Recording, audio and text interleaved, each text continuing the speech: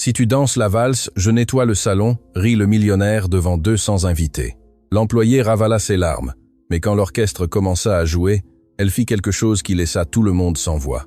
Le grand salon impérial de l'hôtel Château-Renaud resplendissait comme si les étoiles étaient descendues du ciel pour se poser sur chaque lustre de cristal.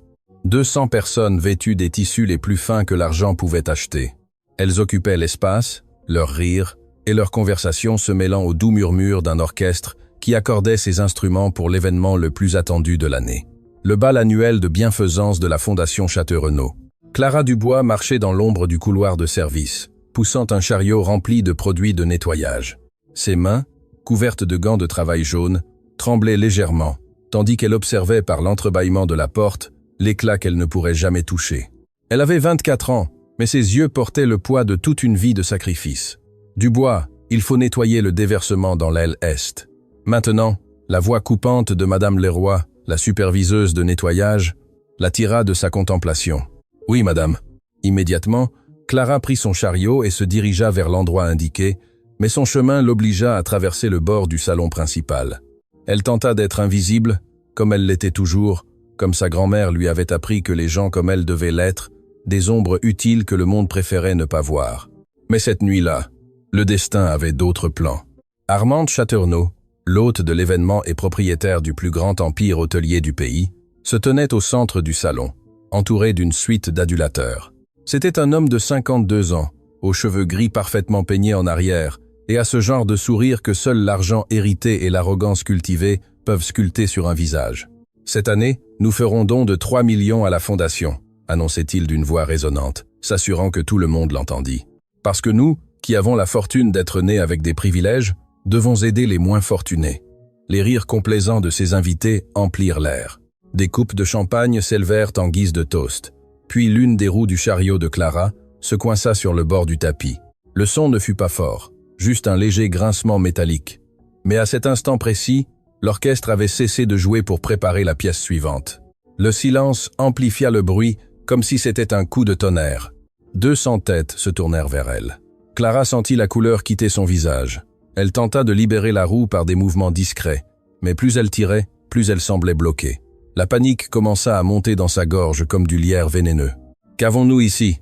La voix d'Armand Château-Renaud coupa le silence comme un couteau. Le millionnaire s'approcha à pas lents, délibéré, comme un prédateur qui a trouvé une proie facile. Ses invités le suivaient du regard, certains avec curiosité, d'autres avec l'anticipation cruelle de ceux qui aiment assister à l'humiliation d'autrui. « Monsieur Château-Renaud, je suis vraiment désolé. Je voulais juste… » Clara tenta de s'expliquer, mais les mots lui restèrent en travers de la gorge. « Tu as juste interrompu l'événement le plus important de l'année. » Armand la regarda de haut en bas, avec un dédain à peine dissimulé. « Sais-tu combien coûte chaque seconde de cette soirée? As-tu idée de qui sont les personnes ici ce soir? »« Je suis désolé, monsieur. C'était un accident. »« Un accident, » répéta Armand, en se tournant vers ses invités, avec un sourire moqueur. Mademoiselle du Chariot dit que c'était un accident. Quelques rires nerveux éclatèrent dans l'assistance. Clara sentait des centaines d'yeux se poser sur elle comme des aiguilles brûlantes. « Dis-moi, quel est ton nom ?» demanda Armand, bien que son ton montrât qu'il ne se souciait pas vraiment de la réponse. « Clara, monsieur. Clara Dubois. »« Bien, Clara Dubois. » Le millionnaire prononça son nom comme si c'était quelque chose de sale. « Vois-tu ce salon? Vois-tu ces couples se préparant à danser la valse d'ouverture ?» Clara hocha la tête, n'osant pas lever les yeux du sol de marbre. C'est de l'art, de la culture, de la tradition. La valse viennoise exige des années de pratique, une grâce naturelle, une éducation raffinée. Armand fit une pause dramatique, des choses que des gens comme toi ne pourraient jamais comprendre. Le silence qui suivit fut assourdissant. Clara pouvait entendre son propre cœur battre dans ses oreilles, chaque pulsation lui rappelant sa place dans le monde. « Monsieur, s'il vous plaît » murmura-t-elle. « S'il vous plaît, quoi ?» Il se pencha vers elle, son haleine sentant le champagne cher. « Tu veux danser? C'est ça ?» Les éclats de rire retentirent dans tout le salon. Une femme près d'Armand faillit renverser sa coupe de tant rire. « L'employé de nettoyage veut danser la valse !» s'exclama quelqu'un du fond. « Qu'elle danse avec sa serpillière !» ajouta une autre voix. Clara sentit les larmes menacées de s'échapper de ses yeux, mais elle refusa de leur donner cette satisfaction. Elle serra les poings à l'intérieur de ses gants jaunes avec tant de force que ses phalanges lui faisaient mal. Armand sembla remarquer sa résistance et quelque chose dans ses yeux brilla d'une malice renouvelée. « Faisons quelque chose d'intéressant », annonça-t-il en levant sa coupe pour capter l'attention de tous. « Cette jeune femme veut clairement faire partie de notre soirée. » Des murmures de confusion parcoururent le salon. « Pourquoi ne lui donnons-nous pas l'occasion ? Si tu danses la valse, je nettoie le salon. » Armand éclata d'un rire retentissant, regardant directement Clara. « C'est mon offre. Si tu peux danser une valse décente, je prendrai moi-même ton chariot et nettoierai ce sol devant tous mes invités. » Les rires atteignirent un crescendo assourdissant. Certains invités applaudissaient, d'autres sortèrent leur téléphone pour filmer le spectacle. « Allez, ne sois pas timide », continua Armand, en tendant sa main dans une parodie d'invitation. « Montre-nous ce qu'une employée de nettoyage sait faire sur une piste de danse. » Clara voulait fuir. Chaque fibre de son être lui criait de courir, d'échapper à ce cauchemar, de retourner dans l'ombre où elle appartenait. Mais quelque chose de plus profond, quelque chose qu'elle avait gardé enfoui pendant des années, commença à s'éveiller en elle. Un souvenir. Elle avait 7 ans. Elle se tenait dans un studio de ballet, se regardant dans le miroir avec des yeux remplis de rêves. Sa grand-mère Élise était assise dans un coin, souriant avec cette fierté silencieuse que seules les grand-mères connaissent. « Tu as le don, ma petite », lui avait dit sa grand-mère cette nuit-là. « La danse est dans ton sang. Ta mère était pareille. Quand elle dansait, le monde s'arrêtait de regarder. » Clara n'avait jamais connu sa mère. Elle était morte en couche, la laissant aux soins d'une grand-mère qui travaillait à nettoyer des maisons étrangères pour payer les cours de ballet de sa petite fille. Pendant 10 ans, Clara étudia la danse classique dans une petite académie du quartier.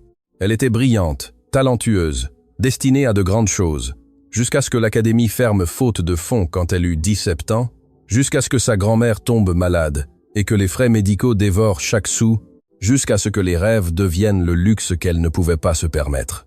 Maintenant, 7 ans plus tard, Clara nettoyait les sols de personnes qui ne sauraient jamais ce que c'était de tout sacrifier pour survivre. Alors, la voix impatiente d'Armand la ramena au présent. « Tu vas danser ou rester là comme une statue ?» Clara leva les yeux pour la première fois.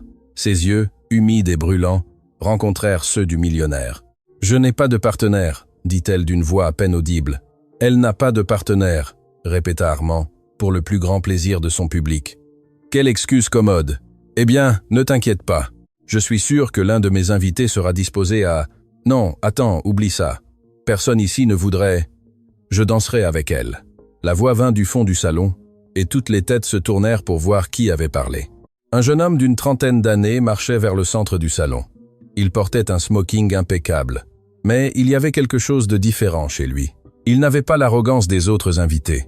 Ses yeux d'un brun profond regardaient Clara non pas avec moquerie, mais avec quelque chose qu'elle ne pouvait identifier. « Julien !» Armand fronça les sourcils. « Que fais-tu ? J'accepte ton défi pour elle, » répondit le jeune homme nommé Julien. « Tu as dit que si elle dansait une valse décente, tu nettoierais le salon. Je serais son partenaire. » Les murmures atteignirent un nouveau niveau. Clara entendit des bribes de conversation. « N'est-ce pas le neveu de Chateaurenaud, celui qui est revenu d'Europe ? Pourquoi ferait-il une chose pareille ? » « Julien, c'est ridicule », siffla Armand entre ses dents, perdant pour la première fois sa contenance. « C'est une blague, un divertissement. Tu n'as pas à... un pari. C'est un pari, oncle. » Julien s'arrêta devant Clara et tendit sa main, cette fois avec une courtoisie sincère. « M'accordez-vous cette danse, mademoiselle ?» Clara regarda cette main tendue comme si c'était un mirage dans le désert. Tout en elle lui disait que c'était un piège, une autre façon de l'humilier. Mais il y avait quelque chose dans les yeux de cet homme, quelque chose qui lui rappelait sa grand-mère quand elle lui disait de ne jamais laisser personne lui voler sa dignité. « Je ne peux pas, » murmura-t-elle. « Je n'ai pas de robe. Je n'ai pas de chaussures appropriées. »« Non, tu n'as besoin de rien de tout cela, » répondit doucement Julien. « Tu as juste besoin de danser. » À ce moment, l'orchestre commença à jouer les premiers accords du beau Danube bleu de Strauss. C'était la valse d'ouverture, la pièce maîtresse de la soirée. Armand Chateaurenaud souriait avec supériorité. Il était sûr que cette employée se ridiculiserait, qu'elle trébucherait sur ses propres pieds, qu'elle confirmerait à tous que les gens de sa classe n'appartenaient pas à ces salons, sauf pour les nettoyer. Ce qu'il ne savait pas, ce que personne dans ce salon ne pouvait imaginer, c'est qu'ils étaient sur le point d'assister à quelque chose qui changerait leur vie pour toujours. Clara prit la main de Julien. Ses gants jaunes contrastaient grotesquement avec l'élégant costume du jeune homme, mais il ne sembla pas le remarquer. Ou s'il le remarqua, cela ne l'importait pas. « Vous savez danser ?» demanda-t-il à voix basse, juste pour elle. « Je le faisais », répondit Clara, « il y a très longtemps. »« Alors, Rappelez-vous, les premiers temps résonnèrent dans le salon. 200 personnes retenaient leur souffle, préparées au spectacle de voir une employée de nettoyage s'humilier publiquement. Mais quand Clara fit son premier pas, quelque chose d'extraordinaire se produisit. Son corps se souvint d'années d'entraînement, de sacrifices, d'amour pour l'art qui avait été son seul refuge pendant l'enfance. Ils s'éveillèrent dans chaque muscle, dans chaque fibre de son être. Les gants jaunes cessèrent d'importer. L'uniforme de travail cessa d'exister. Il ne restait que la musique, le mouvement, la liberté absolue de se laisser emporter. Ses pieds glissaient sur le marbre comme s'ils étaient nés pour ce moment. Sa posture parfaite, sa grâce immaculée. Chaque tour, chaque pas exécuté avec la précision d'une danseuse professionnelle. Le salon fut plongé dans un silence absolu. Les téléphones qui avaient été sortis pour filmer son humiliation captaient maintenant quelque chose de complètement différent. Les sourires moqueurs se transformaient en expressions d'étonnement. Les coupes de champagne restaient suspendues à mi-chemin vers des lèvres ouvertes d'incrédulité. Et Armand Chaternaux, pour la première fois de sa vie, perdit la couleur de son visage. Julien guidait Clara avec l'adresse de quelqu'un qui connaissait aussi l'art de la danse, mais même lui semblait surpris par ce qu'il voyait. Cette femme ne savait pas seulement danser, cette femme était exceptionnelle. Quand la musique atteignit son crescendo, Clara exécuta une série de tours qui laissèrent tout le monde sans voix. Son corps se mouvait comme si la gravité n'existait pas, comme si l'air lui-même s'écartait pour lui laisser le passage. Et puis, aussi brusquement qu'elle avait commencé, la musique s'arrêta. Le silence qui suivit fut assourdissant. Clara était au centre du salon, respirant difficilement, ses joues rougies, ses yeux brillants d'un sentiment qu'elle avait oublié, la fierté. Julien la tenait doucement, la regardant avec un mélange d'admiration et de curiosité qu'elle ne savait comment interpréter. Et puis, de quelque part au fond, quelqu'un commença à applaudir. Les applaudissements se répandirent comme un feu. 1, 2, 10, 50, 200 personnes debout, ovationnant l'employé de nettoyage qui venait de danser comme une étoile, tous, sauf un. Armand Chaternaux restait immobile. Son visage était un masque de fureur à peine contenu. Ses mains tremblaient, non d'émotion, mais de rage. Cette femme, cette insignifiante employée, venait de l'humilier lors de son propre événement devant les personnes les plus importantes du pays. « Eh bien, mon oncle !» La voix de Julien coupa les applaudissements. « Je crois que tu as un salon à nettoyer. » Les rires qui suivirent n'étaient plus cruels. Ils étaient d'un amusement sincère face au tour inattendu des événements.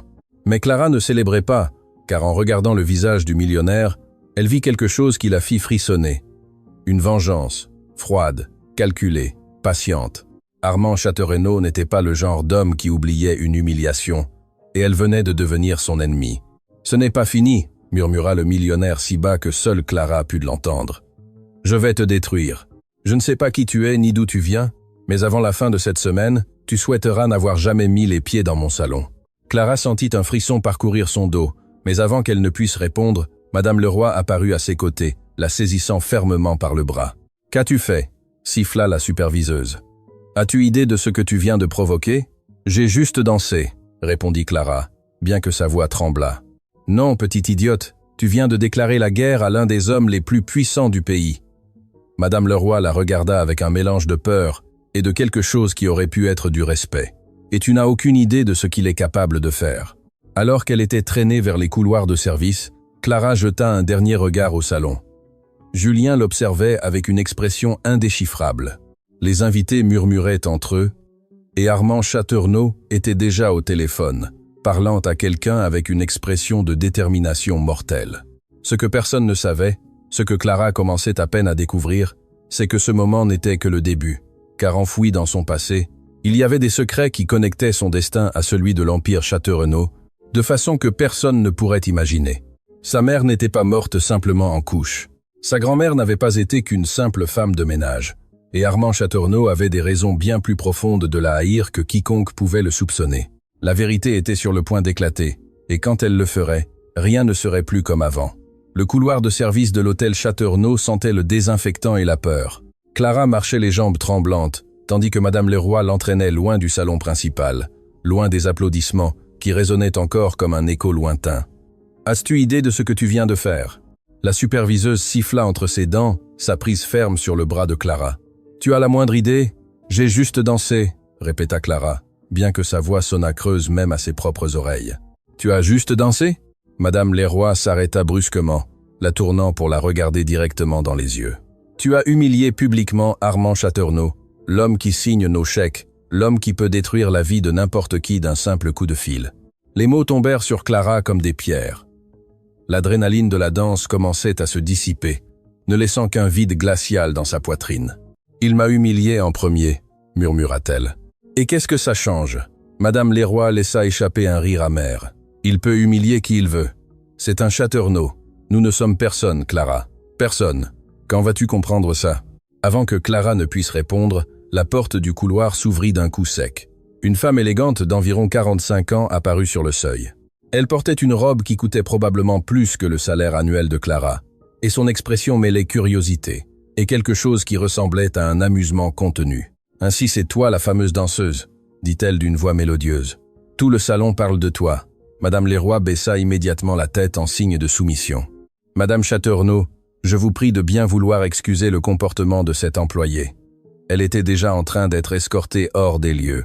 Clara sentit un frisson en entendant le nom de famille. Une autre Chateaurenaud. Pas si vite. La femme leva une main parfaitement manucurée. Je veux lui parler seule. Mais madame, monsieur Chateaurenaud a donné des ordres précis de... Mon mari donne beaucoup d'ordres, l'interrompit la femme avec un sourire qui n'atteignait pas ses yeux. Je suis Isabelle Chateaurenaud, et dans cet hôtel, mes ordres comptent aussi. Madame Leroy hésita, clairement prise entre deux pouvoirs qu'elle ne savait comment équilibrer. Elle finit par hocher la tête avec raideur, et s'éloigna dans le couloir, non sans lancer à Clara un regard d'avertissement. Isabelle attendit que les pas de la superviseuse s'estompent complètement. Puis elle étudia Clara avec une intensité qui la fit se sentir comme un spécimen sous un microscope. « Où as-tu appris à danser comme ça ?» demanda-t-elle directement. « Dans une académie de quartier. Il y a de nombreuses années. »« Quelle académie ?»« L'académie Belle Étoile. Elle a fermé quand j'avais 17 ans. » Quelque chose changea sur le visage d'Isabelle. Un éclair de reconnaissance peut être ou de quelque chose de plus profond que Clara ne pouvait identifier. « Belle Étoile », répéta-t-elle lentement. « Et qui était ton professeur ?» Elle s'appelait Florence Moreau. Elle a fondé l'académie avec ses propres économies. Elle enseignait le ballet classique aux filles qui ne pouvaient pas se permettre des écoles coûteuses. Le silence qui suivit fut si dense que Clara pouvait entendre son propre cœur battre. Florence Moreau. Isabelle prononça le nom comme une prière oubliée. Sais-tu qui elle était vraiment? C'était mon professeur et la meilleure personne que j'ai jamais connue après ma grand-mère. Florence Moreau a été première danseuse du Ballet National pendant 15 ans. Isabelle parla d'une voix qui tremblait légèrement. Elle a remporté des prix internationaux. Elle a dansé sur les scènes les plus prestigieuses du monde. Puis, il y a 25 ans, elle a disparu du monde professionnel sans explication. Clara sentit comme si le sol s'écroulait sous ses pieds. Madame Florence, son professeur d'enfance, avait été une star mondiale. « Je ne le savais pas », admit-elle. Elle n'a jamais parlé de son passé. Elle nous enseignait juste à danser avec amour. Parce que Florence a toujours été comme ça. Isabelle détourna son regard vers la fenêtre, perdue dans ses souvenirs, généreuse jusqu'à la moelle, même quand le monde l'a traitée avec cruauté. « Vous la connaissiez ?» La question resta suspendue dans l'air. Isabelle prit un long moment avant de répondre. « Florence Moreau était ma sœur aînée. » Le monde de Clara bascula sur son axe. L'épouse d'Armand Chateaurenaud était la sœur de son ancienne professeure de ballet. Les coïncidences s'accumulaient de manière qui défiait toute logique. Cela signifie que vous... Clara ne put finir sa phrase. Cela signifie que j'ai vu en toi ce soir quelque chose qui m'a rappelé elle. Isabelle se tourna pour la regarder directement. La façon dont tu as dansé, la grâce, la passion, le don absolu. Cela ne s'apprend pas, Clara. Cela s'hérite. Avant que Clara ne puisse demander ce que cela signifiait exactement, le bruit de pas pressés interrompit la conversation. Un homme en costume sombre apparut dans le couloir.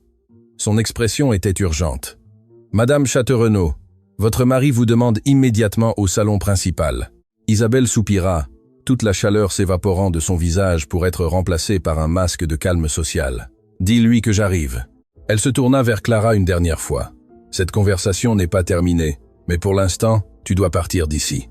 Mon mari est furieux, et quand Armand est furieux, personne n'est en sécurité. Où vais-je aller? Ce travail est tout ce que j'ai. Tu n'as plus ce travail, dit Isabelle avec une brutalité honnête. Mon mari a déjà donné l'ordre de te licencier, mais cela ne signifie pas que ton histoire se termine ici. Elle sortit une carte de son sac à main et la pressa dans la main de Clara. Cherche-moi demain à cette adresse. Il y a des choses que tu dois savoir. Des choses sur ta mère, sur Florence. sur pourquoi le destin t'a amené exactement à cet endroit. En ce moment, ma mère? Clara sentit l'air quitter ses poumons. Que savez-vous de ma mère? Mais Isabelle s'éloignait déjà dans le couloir, ne laissant que l'écho de ses talons, et 1 million de questions sans réponse. Clara regarda la carte dans sa main. Elle était élégante, gravée en lettres dorées. Fondation Florence Moreau, pour les rêves qui méritent une chance. Une fondation portant le nom de son professeur, dirigée par l'épouse de l'homme qui venait de jurer de la détruire. Rien n'avait de sens, et en même temps, tout commençait à s'assembler de manière terrifiante. Le bruit de voix approchante la tira de ses pensées. 2 agents de sécurité tournaient au coin du couloir, leurs expressions professionnellement hostiles. « Clara Dubois ?» demanda le plus grand. « Oui, accompagnez-nous. Monsieur Chaterneau veut vous voir avant que vous ne quittiez les lieux. » Le cœur de Clara s'accéléra. Elle s'était attendue à être escortée hors du bâtiment, mais être ramenée vers l'homme qui avait promis de la détruire était quelque chose de complètement différent. Ils la conduisirent non pas vers le salon principal, mais vers un ascenseur privé qui la mena plusieurs étages plus haut. Les portes s'ouvrirent sur un bureau qui occupait tout un étage de l'hôtel. Des fenêtres du sol au plafond montraient la ville brillant comme un tapis de bijoux sous le ciel nocturne. Et au centre de tout ce luxe, Armand Chaterneau attendait, assis derrière un bureau en acajou massif. « Laissez-nous seuls », ordonna-t-il au garde sans lever les yeux des documents qu'il feignait de consulter. Quand la porte se referma, le silence devint écrasant. Clara resta debout, refusant de montrer la peur qu'elle ressentait dans chaque fibre de son être. Finalement, Armand leva les yeux. Ses yeux n'avaient plus la fureur explosive de quelques minutes auparavant. Maintenant, il y avait quelque chose de pire. Un calme calculé qui promettait des conséquences soigneusement planifiées. « Asseyez-vous », dit-il en désignant une chaise devant le bureau. « Je préfère rester debout. » Un sourire lent se dessina sur le visage du millionnaire. « Comme vous voulez. Ce sera bref de toute façon. » Il se leva et se dirigea vers le bar, se servant un whisky avec des mouvements délibérés. « Sais-tu ce qu'il y a de plus intéressant ce soir, Clara Dubois ?» Il prononça son nom comme s'il le savourait. « Ce n'est pas que tu aies bien dansé. N'importe qui peut apprendre à danser avec suffisamment de pratique. Ce qui est intéressant, c'est que tu m'as défié publiquement, que tu m'as regardé dans les yeux et que tu as décidé que tu pouvais gagner. Je ne voulais rien gagner, je voulais juste qu'on me laisse tranquille. Mais tu ne l'as pas fait, n'est-ce pas ?» Armand se tourna pour la regarder. « Tu aurais pu baisser la tête. T'excuser. Disparaître dans l'ombre comme le font tous les gens de ta condition. Mais tu as choisi de te battre. J'ai choisi de danser. Il y a une différence. Pour moi, il n'y en a pas. » Il but une gorgée de son whisky. « Tu vois, Clara, dans mon monde, il y a 2 types de personnes. Celles qui savent quelle est leur place et celles qui ont besoin de la prendre. Tu appartiens clairement au second groupe. » Il s'approcha lentement d'elle, s'arrêtant à peine à 1 mètre de distance. « J'ai tout cherché sur toi au cours des 20 dernières minutes. Clara Dubois, 24 ans, orpheline de mère, élevée par sa grand-mère Élise Dubois dans l'un des quartiers les plus pauvres de la ville. Sans éducation universitaire, sans bien, sans famille, sauf une vieille femme malade qui dépend entièrement de toi. » Chaque mot était comme un poignard s'enfonçant dans la poitrine de Clara. Il savait pour sa grand-mère, il connaissait sa vulnérabilité. « Que voulez-vous de moi ?» demanda-t-elle d'une voix qu'elle réussit à peine à garder ferme. « Je veux que tu comprennes quelque chose de très simple. » Armand se rassit, croisant les mains sur le bureau. « Tu ne trouveras pas d'autre travail dans cette ville. Aucun hôtel, aucun restaurant, aucune entreprise de nettoyage ne t'engagera jamais. Je m'en assurerai personnellement. Vous ne pouvez pas faire ça. Je ne peux pas. » Il laissa échapper un bref rire. « Clara, j'ai bâti cet empire à partir de rien. J'ai des contacts dans chaque industrie, dans chaque secteur, dans chaque coin de ce pays. Un mot de ma part et des portes que tu ne savais même pas exister se fermeront pour toi de façon permanente. » Clara sentit comme si les murs se refermaient sur elle. La peur qu'elle avait réussi à maîtriser commençait à se transformer en panique. « Mais je suis un homme raisonnable, » continua Armand. « Alors je vais te donner une option. Tu peux sortir de ce bureau, faire face aux conséquences de tes actions, et voir ta vie s'effondrer pièce par pièce. » Ou, il fit une pause dramatique, appréciant clairement le pouvoir qu'il exerçait. « Tu peux faire quelque chose de très simple pour moi. Des excuses publiques. Demain, devant les caméras, tu diras que tout était un malentendu, que je ne t'ai jamais humilié, que la danse était une blague convenue entre nous deux. Tu nettoyeras mon nom. Et en échange, je te laisserai tranquille. Vous voulez que je mente ? Je veux que tu sois intelligente. » Armand se pencha en avant. « Pense à ta grand-mère, Clara. Pense aux médicaments dont elle a besoin, aux soins que tu ne pourras pas payer si tu n'as pas de travail. Ta fierté vaut-elle autant que son bien, être ?» Les mots frappèrent exactement là où il le voulait. Clara pensa à Élise, à ses mains ridées, à son sourire fatigué, aux nuits qu'elle passait éveillée à tousser en faisant semblant que tout allait bien. Sa grand-mère avait tout sacrifié pour elle. Clara ne devrait-elle pas faire de même? « Et si j'accepte ?» demanda-t-elle d'une voix à peine audible. « Comment saurais-je que vous tiendrez parole ?»« Tu ne le sauras pas, » sourit Armand. « Mais c'est ta meilleure option, ta seule option, en fait. » Le silence s'étendit entre eux comme un abîme. Clara pouvait sentir le poids de la décision écraser ses épaules, compresser sa poitrine jusqu'à ce que respirer devienne difficile. Et puis, au milieu de cette obscurité, elle entendit la voix de sa grand-mère dans sa mémoire. « Ne laisse jamais personne te voler ta dignité, ma petite, car quand tu perds ta dignité, il ne reste plus rien qui vaille la peine d'être défendu. » Clara leva les yeux et rencontra le regard d'Armand. « Non. » Le mot sortit clair, ferme, définitif. « Des excuses ?» Le millionnaire cligna des yeux, sincèrement surpris. « J'ai dit non. Je ne mentirai pas. Je ne m'humilierai pas pour protéger votre ego. » Armand se leva lentement, son expression passant de la surprise à une fureur glaciale. « Tu commets la plus grande erreur de ta vie. Mais au moins je pourrai me regarder dans le miroir demain. Pouvez-vous en dire autant ?» Le visage d'Armand se crispa de rage. Mais avant qu'il ne puisse répondre, la porte du bureau s'ouvrit. Julien Châteaurenaud entra sans s'annoncer. Son expression était indéchiffrable, mais sa posture était clairement tendue. « Oncle, j'ai besoin de te parler maintenant. »« Non, Julien, je suis occupé. C'est urgent. » Julien regarda Clara brièvement avant de reporter son attention sur son oncle. « Il s'agit de ce que j'ai trouvé dans les archives de la Fondation, sur l'ancienne académie de ballet. » Quelque chose changea sur le visage d'Armand. Un éclair d'alarme rapidement dissimulé. « Cela peut attendre. »« Non, ça ne peut pas. » Julien s'approcha du bureau. « J'ai trouvé des documents, oncle. Des documents qui expliquent pourquoi tu as fermé l'Académie Belle Étoile il y a 7 ans. Des documents qui lient cette décision au nom Dubois. » Clara sentit le sol disparaître sous ses pieds. Armand avait fermé l'académie de son professeur. Son académie. Je ne sais pas de quoi tu parles. La voix d'Armand était du pur glacier. Je crois que si. Julien sortit un dossier de sa veste. Et je crois que mademoiselle Dubois mérite de savoir la vérité sur pourquoi sa vie a été détruite il y a 7 ans. Le silence qui suivit fut le plus lourd que Clara ait jamais connu. Armand regardait son neveu avec un mélange de fureur et de quelque chose qui aurait pu être de la peur. Julien tenait le dossier comme une arme chargée et Clara, debout entre deux mondes qui commençaient à entrer en collision, comprit que tout ce qu'elle croyait savoir de son passé était sur le point de s'effondrer. La vérité qui avait été enterrée pendant 7 ans allait enfin émerger et quand elle le ferait, personne dans cette pièce ne serait plus le même. Le dossier entre les mains de Julien semblait contenir le poids de 1000 secrets. Clara observait l'échange entre l'oncle et le neveu, le cœur battant si fort qu'elle pouvait l'entendre dans ses oreilles. « Donne-moi ces documents. » Armand tendit la main, sa voix transformée en glace. « Tout de suite.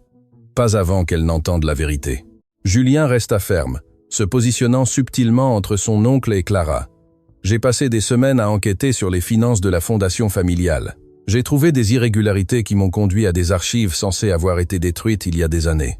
Tu ne sais pas ce que tu fais. » Armand fit un pas en avant. « Tu es en train de détruire cette famille pour une inconnue. Je cherche la justice.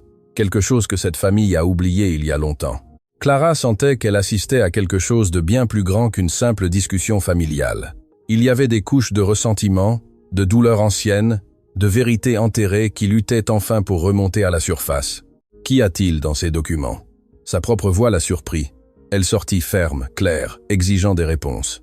Julien la regarda avec quelque chose qui ressemblait à de l'admiration mêlée de tristesse. « La raison pour laquelle ta vie a changé il y a 7 ans. » Il ouvrit le dossier. « L'Académie Belle Étoile n'a pas fermé par manque de fonds, Clara. Elle a été délibérément fermée. »« C'est un mensonge !» Armand l'interrompit. « L'Académie a fait faillite parce que c'était une entreprise mal gérée. L'Académie a été achetée anonymement 3 mois avant de fermer. » Julien sortit un document et le tint en l'air. L'acheteur a utilisé une société écran qui, après de nombreuses couches de bureaucratie, finit par être liée à Investissement Châteaurenaud SA. L'air quitta les poumons de Clara. Armand avait acheté l'Académie juste pour la détruire. Pourquoi? La question sortit comme un murmure. Pourquoi ferait-il une chose pareille? Parce que Florence Moreau était plus qu'un simple professeur de ballet, continua Julien, ignorant les protestations de son oncle. C'était la femme que mon père a aimée avant d'épouser ma mère. Et quand elle l'a rejetée pour se consacrer à son académie, Il ne s'en est jamais remis. Ton père est mort, Julien. Armand cracha les mots. N'entache pas sa mémoire avec des fantasmes. Mon père est mort il y a 15 ans, mais ses journaux ont survécu. Julien sortit un autre document. Je les ai trouvés dans le coffre-fort que tu n'as jamais ouvert après ses funérailles. Des pages entières dédiées à Florence, à son obsession pour elle, à ses plans de vengeance quand elle a choisi le ballet plutôt que lui. Clara essayait de traiter toutes ces informations. Le père de Julien avait été obsédé par son professeur de ballet, mais c'était il y a des décennies. Qu'est-ce que cela avait à voir avec elle? Cela n'explique pas pourquoi il me hait, dit-elle. Je n'ai même pas connu son père. Le silence qui suivit fut différent, plus lourd, plus dangereux. Julien échangea un regard avec son oncle, et pour la première fois, Clara vit quelque chose qui ressemblait à de la peur dans les yeux du millionnaire. « Dis-lui, pressa Julien, ou je le ferai. Tu n'as pas le droit. » Armand tremblait de fureur contenue. « Ce sont des affaires familiales qui ne la concernent pas. Elle la concerne plus que quiconque dans cette pièce. » « Ça suffit. » Clara éleva la voix, se surprenant elle-même. « Quelqu'un va m'expliquer ce qui se passe maintenant ?» Julien respira profondément avant de continuer. « Mon père, Charles Chateaurenaud, a eu une relation avec Florence Moreau quand ils étaient jeunes. Elle est tombée enceinte. Le monde s'arrêta. Florence n'a jamais eu d'enfant. » Clara secoua la tête. « Elle me l'aurait dit. Florence a eu une fille, » parla Julien avec douceur. « Une petite fille née en secret et confiée à une femme de confiance pour la protéger de la famille Chateaurenaud. Cette femme s'appelait Élise Dubois. » Les genoux de Clara cédèrent. Elle dut s'accrocher au dossier d'une chaise pour ne pas tomber. Sa grand-mère, Élise, la femme qui l'avait élevée, qui lui avait appris à être forte, qui avait tout sacrifié pour elle. Non. Le mot sortit comme un gémissement. Ma mère était la fille de ma grand-mère. Elle l'a toujours été. Ta mère a été adoptée par Élise quand elle était nouveau-née. Julien s'approcha avec précaution. Élise travaillait pour la famille de Florence. Elle était la seule personne en qui elle avait confiance pour protéger son bébé. Alors ma mère était... Clara ne put finir la phrase. Ta mère était la fille de Florence Moreau et de Charles Chateaurenaud. Julien hocha la tête. Ce qui signifie que tu es l'arrière-petite-fille du fondateur de l'Empire Chateaurenaud. Tu es de la famille, Clara. Tu l'as toujours été. Armand frappa le bureau des deux mains. Mensonge. Tout cela, ce sont des mensonges inventés pour me détruire. Alors, pourquoi as-tu fermé l'académie quand Clara avait 17 ans? Julien se tourna vers son oncle avec une expression accusatrice. Pourquoi as-tu payé pour que tous les registres de naissance de cette époque soient scellés? Pourquoi as-tu passé les 24 dernières années à t'assurer que personne ne ferait le lien? Aurore. Le nom frappa Clara comme un éclair. C'était le nom de sa mère, Aurore Dubois, la femme qui était morte en lui donnant la vie. Ma mère. Les larmes commençaient à brouiller sa vision. Vous saviez qui était ma mère? Armand ne répondit pas, mais son silence fut plus éloquent que n'importe quelle confession. La nuit du bal, quand je t'ai vu entrer dans le salon, le millionnaire parla finalement, sa voix étrangement vide. J'ai su immédiatement qui tu étais. Tu as ces yeux, les mêmes yeux qu'Aurore, les mêmes yeux que Florence. Pourquoi? Clara sentit les larmes couler sur ses joues. Pourquoi détruire l'académie? Pourquoi haïr ma famille? Parce qu'Aurore aurait dû être mienne. Les mots d'Armand sortirent chargés d'un ressentiment ancien. Quand mon frère est mort, j'étais l'héritier naturel de l'Empire. Mais j'aurais aussi dû hériter de tout le reste. Le respect, le pouvoir, l'amour.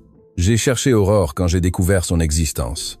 Je lui ai tout offert, argent, position, un avenir brillant. Il lui suffisait de reconnaître son lignage Chateaurenaud et de m'épouser. Vous épouser? Clara eut la nausée. C'était sa nièce, sa demi-nièce. Armand corrigea froidement.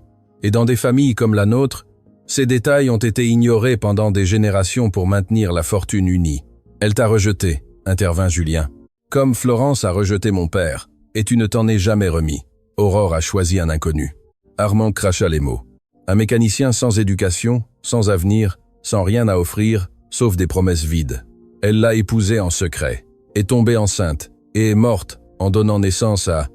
Il désigna Clara avec dédain. À ça.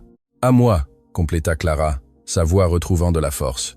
Elle est morte en me donnant la vie, et vous avez passé 24 ans à me haïr pour cela. Je t'ai ignoré pendant 24 ans. Armand corrigea. J'ai payé Élise pour qu'elle garde le silence. J'ai payé pour que les registres disparaissent. J'ai payé pour que l'académie ferme et que Florence perde tout ce qu'elle aimait. J'ai fait tout mon possible pour effacer toute trace de cette branche familiale honteuse. Mais tu n'as pas compté sur le fait qu'elle apparaîtrait dans ton propre hôtel. Julien ajouta, dansant exactement comme Florence le faisait, te défiant exactement comme Aurore l'a fait. Clara traitait chaque révélation comme des coups physiques. Sa mère avait été une Chatourneau. Son arrière-grand-mère avait été une star du ballet. Son professeur avait été son arrière-grand-mère. Tout ce qu'elle croyait savoir de sa vie était un mensonge construit sur d'autres mensonges. « Ma grand-mère savait tout ça ?» demanda-t-elle d'une voix brisée. Élise a été la gardienne de tous ses secrets pendant des décennies. Julien hocha la tête. Florence lui a confié Aurore pour la protéger. Quand Aurore est morte, Élise t'a protégée avec la même dévotion. Elle ne m'a jamais rien dit parce qu'Armand l'a menacée. Julien regarda son oncle avec mépris. Il lui a dit que si elle révélait un jour la vérité, il détruirait tout ce qui restait. L'académie, les souvenirs de Florence, même toi. C'était une menace vide, se défendit Armand. Je n'aurais jamais fait de mal à une vieille femme. Vide? Clara sentit la rage remplacer la douleur. Vous avez détruit l'académie. Vous avez détruit les rêves de centaines de filles. Vous avez détruit mon avenir et vous dites que c'était une menace vide? J'ai détruit une entreprise en faillite, rien de plus. Vous avez détruit l'héritage de Florence. La voix d'une femme interrompit depuis la porte. Tous se tournèrent. Isabelle Chatourneau était sur le seuil. Son expression était un mélange de douleur et de détermination que Clara n'avait jamais vu auparavant. « Isabelle, cela ne te concerne pas. » Armand tenta de reprendre le contrôle. « Cela me concerne plus que quiconque. » Isabelle entra dans le bureau à pas décidés. « Florence était ma sœur, la seule vraie famille que j'ai jamais eue. Et tu m'as fait croire pendant des années que son académie avait échoué par mauvaise gestion. Tu ne savais pas. Je ne savais pas pourquoi tu m'as menti. » Isabelle éleva la voix pour la première fois. « Comme tu m'as menti sur tout pendant 30 ans de mariage, sur Aurore, sur ton obsession de contrôler chaque aspect de cette famille, sur ton besoin pathologique de détruire tout ce que tu ne peux pas posséder. Isabelle, calme-toi. » Non. Son épouse le regarda avec des yeux brillants de larmes contenues. « Je ne me calmerai pas. Pendant des années, je me suis demandé pourquoi ma sœur s'était éloignée de moi avant de mourir. Pourquoi elle avait cessé de m'appeler, de m'écrire, de me faire confiance. Maintenant, je comprends. Elle avait peur que tu découvres où était sa petite fille. » Elle se tourna vers Clara, et son expression s'adoucit. « Ton arrière-grand-mère Florence est morte il y a 3 ans. Ses dernières paroles ont été pour toi. Elle m'a demandé de te retrouver, de te dire la vérité, de te rendre ce qui t'appartient. Mais je ne savais pas qui tu étais. Je ne savais pas où te chercher. Florence savait pour moi, Clara pouvait à peine parler. Elle a toujours su. Élise t'envoyait des photos chaque année. Florence les gardait dans un album qu'elle a caché jusqu'à la fin. Isabelle sortit un petit livre de son sac à main. Cet album, elle me l'a donné avant de mourir. Regarde la dernière page. Les mains tremblantes, Clara ouvrit l'album. Des pages remplies de photos d'elle bébé, enfant, adolescente, dansante à l'académie. Et sur la dernière page, une lettre écrite d'une écriture tremblante. À ma chère arrière-petite-fille Clara. Si tu lis ceci, cela signifie que la vérité t'a enfin trouvé. Je regrette de n'avoir pas pu te connaître en personne, te serrer dans mes bras, t'enseigner tout ce que je sais. Mais je t'ai regardé grandir de loin. Et chaque fois que tu dansais, je voyais ta mère en toi. Je me voyais en toi. Tu es une Chatourneau par le sang, mais tu es une Moreau par l'esprit. Ne laisse jamais personne t'enlever cela. Ne laisse jamais l'argent ou le pouvoir définir ce qui vaut plus que n'importe quelle fortune. J'espère que tu enseigneras la même chose au monde avec tout mon amour éternel, ta grand-mère Florence. » Les larmes coulaient librement sur le visage de Clara. Toute une vie de questions, de vide, de se sentir incomplète. Elle avait enfin des réponses. « Cela ne change rien. » Armand interrompit le moment. « Il n'y a pas de preuve légale.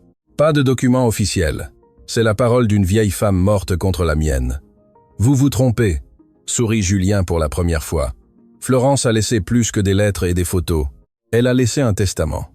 Un testament qui nomme son unique arrière-petite-fille, Clara Dubois, comme héritière universelle de tous ses biens, y compris les 40% des actions originales de Entreprise Chatourneau que mon grand-père a donné à Florence en compensation de l'abandon de mon père. » Le visage d'Armand perdit toute couleur. « C'est impossible. Ces actions ont été annulées il y a des décennies.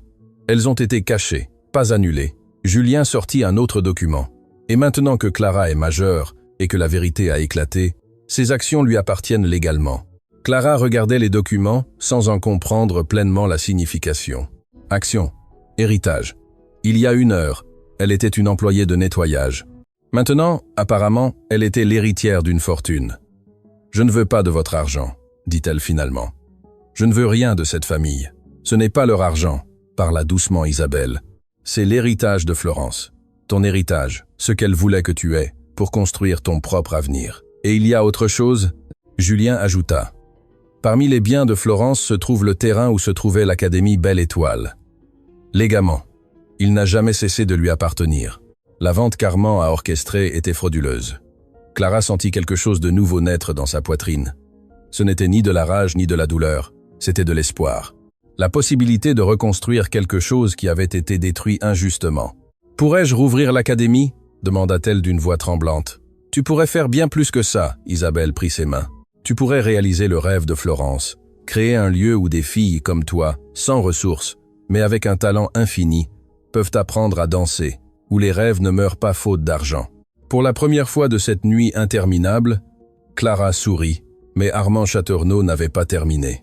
Son expression s'était transformée en quelque chose de sombre, de calculateur, de dangereux. « Ce n'est pas fini », dit-il d'une voix qui promettait la destruction. « Je vais me battre pour chaque document, chaque clause, chaque centime, et quand j'aurai fini, il ne restera rien de ce soi-disant héritage.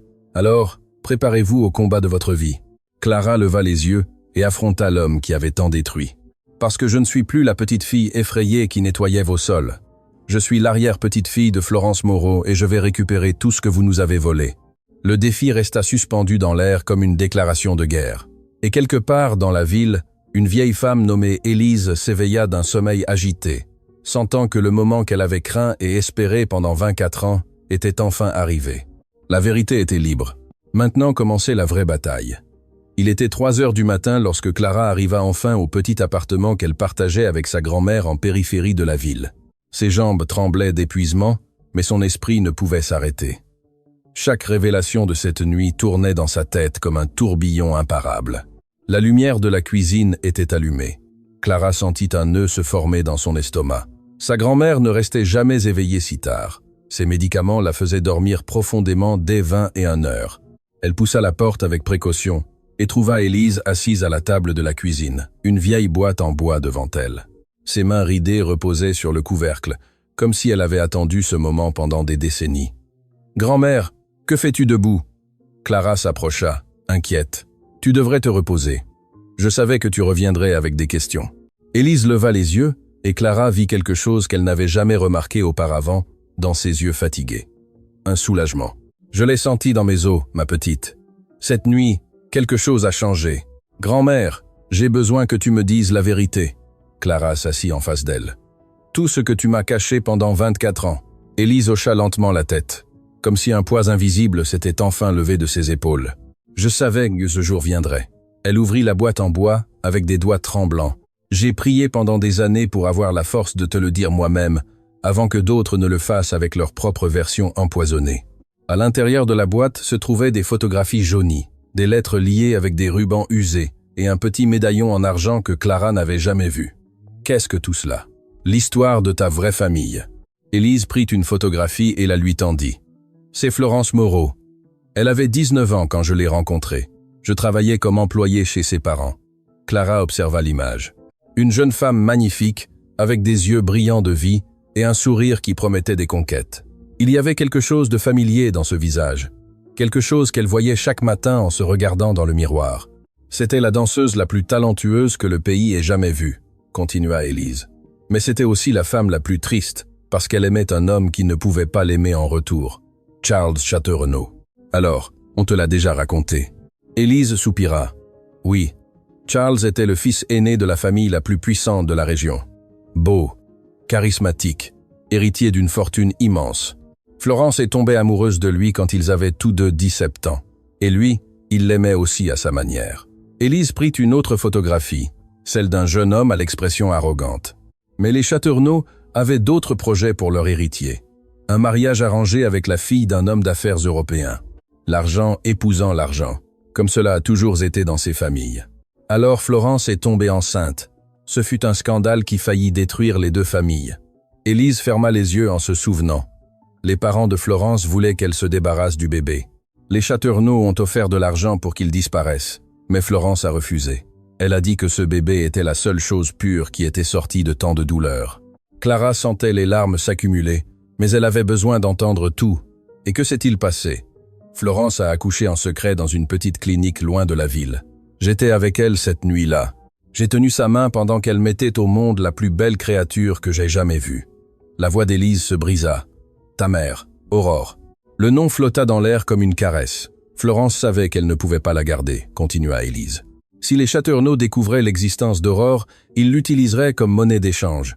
Ils en feraient un pion dans leur jeu de pouvoir. Alors elle m'a demandé la plus grande faveur que personne ne m'ait jamais demandée. Que je l'élève comme la mienne. Que je l'aime comme la mienne, corrigea doucement Élise. Et je l'ai fait, Clara. Dès l'instant où Aurore est arrivée dans mes bras. Elle était ma fille pour tout ce qui compte. Je l'ai élevée avec tout ce que j'avais, ce qui n'était pas beaucoup, mais c'était honnête. Clara prit la main de sa grand-mère, sentant les os fragiles sous la peau ridée. Aurore savait la vérité. Je lui ai raconté quand elle a eu 18 ans. Élise hocha la tête. Je pensais qu'elle méritait de savoir d'où elle venait. Je pensais qu'elle voudrait connaître Florence, réclamer son héritage, vivre la vie qui lui revenait de droit. Et qu'a-t-elle fait? Un sourire triste traversa le visage de la vieille femme. Elle m'a serré dans ses bras et m'a dit que j'étais la seule mère dont elle avait besoin, que l'argent des Chaternaux était souillé par trop de douleur, qu'elle préférait être pauvre et libre que riche et enchaînée à cette famille. Clara sentit une vague de fierté pour la mère qu'elle n'avait jamais connue. Mais alors elle a rencontré ton père. Élise continua. Marc Dubois, un mécanicien qui travaillait à l'atelier près de l'endroit où Aurore donnait des cours de danse aux enfants du quartier. Ma mère donnait des cours de danse? Elle a hérité du talent de Florence, sourit Élise avec nostalgie. Elle dansait comme si l'air lui-même s'écartait pour lui laisser le passage. Exactement comme toi ce soir, d'après ce que j'ai entendu. Comment le sais-tu? Parce qu'Armand Chaternaux m'a appelé il y a 3 heures. L'expression d'Élise se durcit, criant, menaçant, exigeant que je garde le silence, comme il l'a fait pendant les 24 dernières années. Il t'a menacé tout ce temps? Depuis le jour où Aurore est morte, Élise sortit une lettre de la boîte. C'est la première menace que j'ai reçue. Elle est arrivée 3 jours après les funérailles de ta mère. Clara prit la lettre avec des mains tremblantes. L'écriture était froide, calculée, dépourvue d'humanité. Madame Dubois, l'existence de l'enfant est un problème qui peut être résolu de plusieurs manières. Je vous suggère de choisir la manière silencieuse. Gardez la créature loin de toute connexion avec le nom Chaternaux et toutes deux pourront vivre leurs petites vies en paix. Sinon vous découvrirez qu'il y a des destins pires que la pauvreté. Armand Chaternaux. Pourquoi ne me l'as-tu jamais dit? Clara sentit la rage se mêler à la douleur. Pourquoi m'as-tu laissé croire que nous étions simplement pauvres? Que nous n'avions personne? Parce que je te protégeais.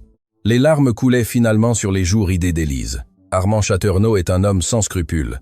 S'il avait su que tu connaissais la vérité, il aurait trouvé des moyens de te faire du mal, de nous faire du mal à toutes les deux. Mais nous avons vécu dans la misère, grand-mère. J'ai nettoyé des sols depuis l'âge de 16 ans. J'ai abandonné mes rêves de danse parce que nous ne pouvions pas payer l'académie. L'académie qu'il a fermée précisément pour que tu ne puisses pas danser, révéla Élise. Quand Armand a découvert que tu étudiais à l'école de Florence, il a remué ciel et terre pour la détruire. Il ne pouvait pas permettre que tu développes ton talent. Il ne pouvait pas risquer que le monde voie en toi ce qu'il voyait. La preuve vivante des secrets de sa famille. L'ampleur de la cruauté d'Armand frappa Clara comme une vague glaciale. Ce n'était pas de la malchance, ce n'était pas le destin. C'était un sabotage délibéré, calculé, impitoyable. Y a-t-il autre chose? Élise parla d'une voix à peine audible. Quelque chose que même Julien ne sait pas, quelque chose que seule Florence et moi connaissions. Quoi? La vieille femme sortit le médaillon en argent de la boîte et l'ouvrit. À l'intérieur se trouvaient 2 minuscules photographies, l'une d'Aurore et l'autre d'un bébé nouveau-né. Ta mère n'est pas morte en couche, Clara. Le monde s'arrêta. Que dis-tu? Aurore a eu un accouchement difficile, c'est vrai, mais elle a survécu. Elle est restée consciente pendant 3 jours après ta naissance. Elle t'a tenu dans ses bras, t'a chanté des chansons, t'a promis qu'elle te donnerait le monde. Alors, comment est-elle morte? Élise ferma les yeux comme si les mots suivants étaient trop lourds à prononcer. La nuit du 3e jour, nous avons reçu une visite. Armand Chaternaux est apparu à l'hôpital. Il avait découvert où nous étions. Il est venu avec des avocats, des menaces, des offres qui étaient plus des insultes que des propositions. Que voulait-il? Toi. Élise ouvrit les yeux et il contenait une douleur que 24 ans n'avaient pas réussi à éteindre. Il voulait t'emmener. Il disait que puisque Aurore refusait de l'épouser, au moins l'enfant devait être élevé comme une Chaternaux. Il voulait t'arracher des bras de ta mère et te transformer en son héritière, en sa possession. Et ma mère? Aurore a refusé. Elle lui a crié qu'elle ne permettrait jamais à un monstre comme lui de toucher sa fille. Elle lui a dit des vérités que personne n'avait jamais osé lui dire auparavant. Et Armand? Élise s'arrêta, incapable de continuer. « Grand-mère, qu'a fait Armand ?» Il l'a menacée directement. Il lui a dit que si elle ne coopérait pas, il s'assurerait que ni elle ni sa fille n'auraient d'avenir. Aurore s'est tellement agitée que sa tension artérielle a monté en flèche. Les médecins ont tenté de la stabiliser, mais le mal était fait. Vous dites qu'il a causé sa mort? Je dis que ta mère se remettait jusqu'à ce qu'il apparaisse, parla Élise avec fermeté. Je dis que le stress de cette confrontation a provoqué des complications que les médecins n'ont pas pu contrôler. Je dis qu'Aurore est morte ce matin-là, murmurant ton nom, me demandant de te protéger des Chaternaux à tout prix. Clara ne pouvait pas respirer, ne pouvait pas penser, ne pouvait pas traiter que l'homme qui l'avait humiliée cette nuit-là était le même qui avait provoqué la mort de sa mère. Pourquoi ne l'avez-vous jamais dénoncé? Dénoncer un Chaternaux? Élise laissa échapper un rire amer. Avec quelle preuve? Avec quel argent pour des avocats? Armand s'est assuré que les dossiers médicaux disaient exactement ce qu'il voulait qu'ils disent. Des complications post-partum, rien de plus. Mais maintenant il y a des témoins. Maintenant il y a des documents. Maintenant il y a de l'espoir. Élise prit les mains de sa petite fille. Quand Florence a su ce qu'Armand avait fait, elle a juré qu'un jour la vérité éclaterait. Elle a passé ces dernières années à rassembler des preuves, à garder des documents, à préparer un dossier qui pourrait détruire l'homme qui a détruit sa famille. Le testament. Le testament n'est que le début.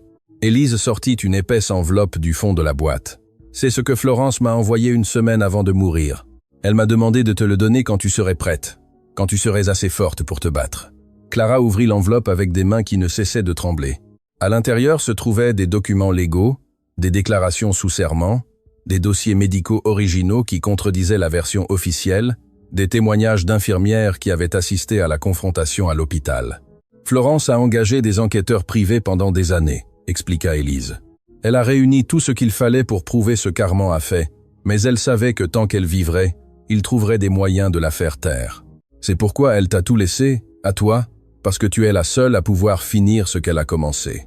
Tu es l'héritière légitime. Tu es la preuve vivante de ses crimes.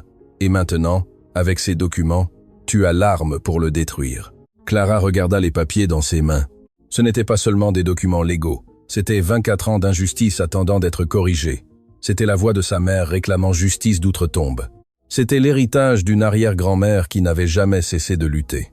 Y a-t-il autre chose que tu dois savoir? Élise parla avec urgence. Armand n'est pas le seul ennemi. Que veux-tu dire? Cette nuit, après son appel, j'en ai reçu un autre de quelqu'un qui s'est identifié comme membre du conseil d'administration d'entreprise Chaternaux. Il m'a averti qu'Armand convoquait une réunion d'urgence demain à midi. Il va essayer d'invalider le testament de Florence avant que tu ne puisses réclamer ton héritage. Il peut faire ça? Il peut essayer. Il a des avocats, il a des influences, il a des décennies de pratique à manipuler le système. Élise serra les mains de sa petite fille. Mais tu as quelque chose qu'il n'aura jamais, la vérité, et des gens prêts à se battre pour elle. Comme si c'était un signal, le téléphone de Clara vibra. C'était un message de Julien. Mon oncle bouge ses pions. Réunion d'urgence demain au siège social. Isabelle et moi serons de ton côté. Tu n'es pas seul dans cette affaire. La bataille ne fait que commencer. Clara regarda sa grand-mère, puis les documents, puis le message sur son téléphone. Il y a 12 heures, elle était une employée de nettoyage invisible. Maintenant, elle était une héritière avec des ennemis puissants et des alliés inattendus. « Que vas-tu faire ?» demanda doucement Élise. Clara se leva, serrant les documents contre sa poitrine comme un bouclier. « Je vais faire exactement ce que ma mère aurait fait, ce dont mon arrière-grand-mère a toujours rêvé. Je vais me rendre à cette réunion demain et je vais réclamer ce qui m'appartient. Non pas pour l'argent, non pas pour le pouvoir, mais parce que c'est juste. Et si Armand riposte, alors il découvrira que les femmes du bois ne cèdent pas. » Clara sentit une force nouvelle grandir en elle. « Ma mère n'a pas cédé. Mon arrière-grand-mère n'a pas cédé.